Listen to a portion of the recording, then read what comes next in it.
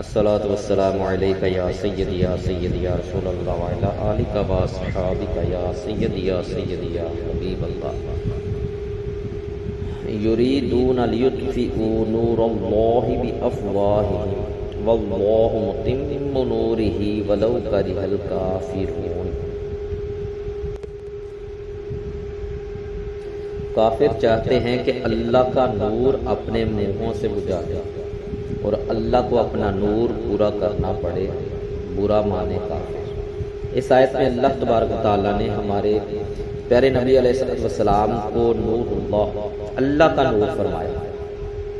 اس آیت سے یہ بھی پتہ چلا کہ اس نور کے دشمن اسے بجھانے کا ارادہ کرنے والے اس نور کے منکر کافر ہیں۔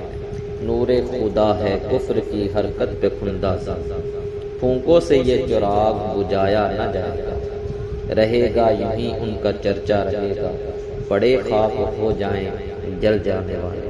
حضرت جابر بن عبداللہ رضی اللہ تعالیٰ عنہما نے دربار رسالت میں عرض کیا، یا رسول اللہ علیہ الصلوۃ والسلام، میرے ماں باپ آپ پر قربان، مجھے خبر دیجئے کہ تمام اشیاء سے پہلے اللہ تبارک و تعالیٰ نے کس شے کو پیدا فرمایا؟ رسول اللہ علیہ السلام نے فرمایا، یا جابر ان اللہ تعالی قد خلق قبل الاشیاء نور نبیک من نوری۔ اے جابر، بے شک اللہ تبارک و تعالی نے تمام اشیاء سے پہلے تیرے نبی کا نور اپنے نور سے پیدا فرمایا۔ اول ما خلق اللہ نوری۔ صحیح حدیث میں آیا ہے کہ حضور پر نور علیہ السلام نے فرمایا، سب سے پہلے اللہ تبارک و تعالی نے میرا نور پیدا فرمایا۔ کنت نورا بین یدی ربی قبل خلق آدم ب14,000 عام۔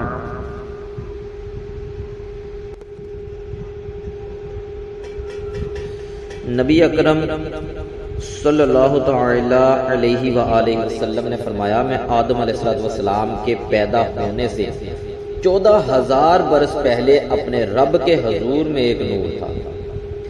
امام بخاری علیہ رحمۃ اللہ تعالی نے ابو ہریرہ رضی اللہ تعالی عنہ سے روایت کی کہ رسول اللہ علیہ السلام نے حضرت جبرائیل علیہ السلام سے فرمایا، اے جبرائیل، آپ کی عمر کتنے سال ہے؟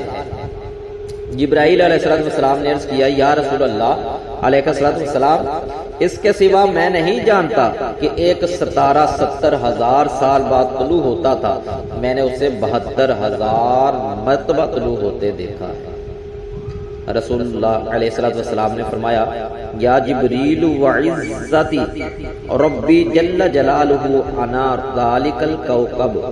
اے جبرائیل، مجھے اپنے رب جل جلالہ کی عزت کی قسم، وہ ستارہ نور میں ہے۔